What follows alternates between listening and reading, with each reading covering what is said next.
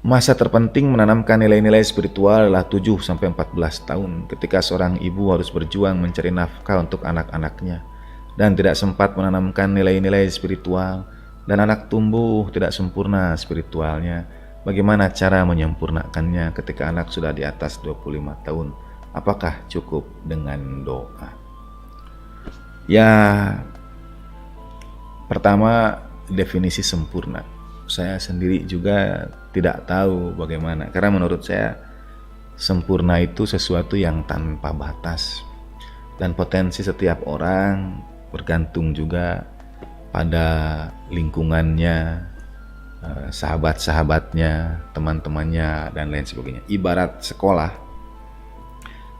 kalau dalam diskusi kami dengan guru-guru, ibarat sekolah itu materi bisa sama, tapi sebetulnya waktu ketercapaian masing-masing anak bisa berbeda. Jadi sebagai guru, mestinya kita tidak membatasi pelajaran kelas 1 hanya untuk anak kelas 1 saja. Boleh jadi di kelas 3 juga masih ada yang pelajarannya itu mengulang dari kelas 1. Nah, itu kalau di sekolah. Demikian pula di rumah. Mungkin anak kita usianya sudah 20 tahun, sudah 25 tahun.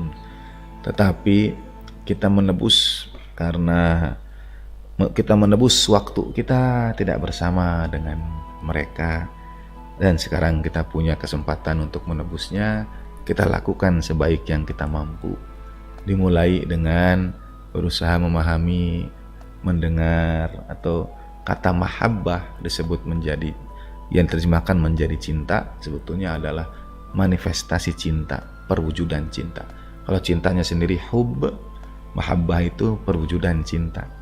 Ketika yang kita lihat memang hanya orang yang kita cintai, dan itu punya kekuatan mengubah.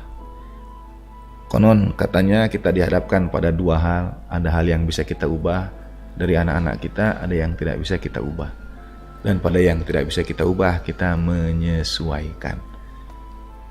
Tentu doa, ibadah, semua kita lakukan.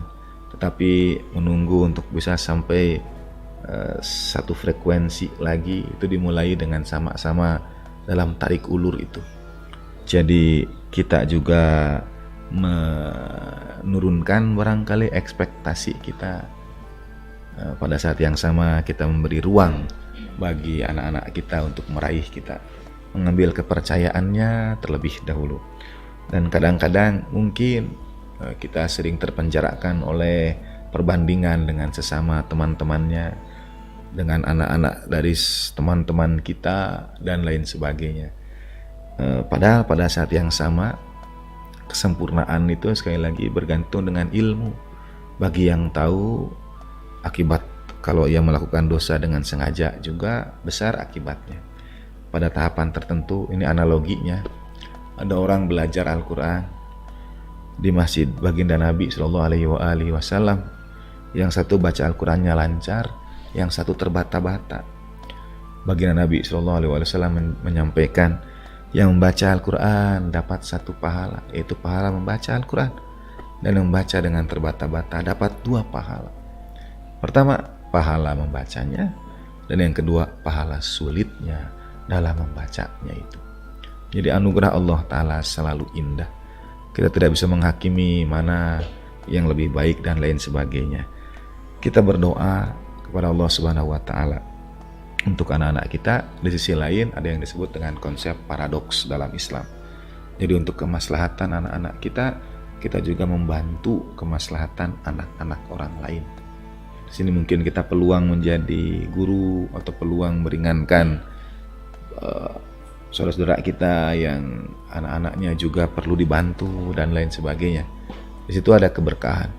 Selain upaya terbaik kita untuk tetap mendekati anak-anak kita, berusaha untuk sefrekuensi dengan mereka, menebus kehilangan waktu kita dengan mereka, berbincang apa saja, menunggu mereka dan lain sebagainya dengan penantian yang tidak berujung.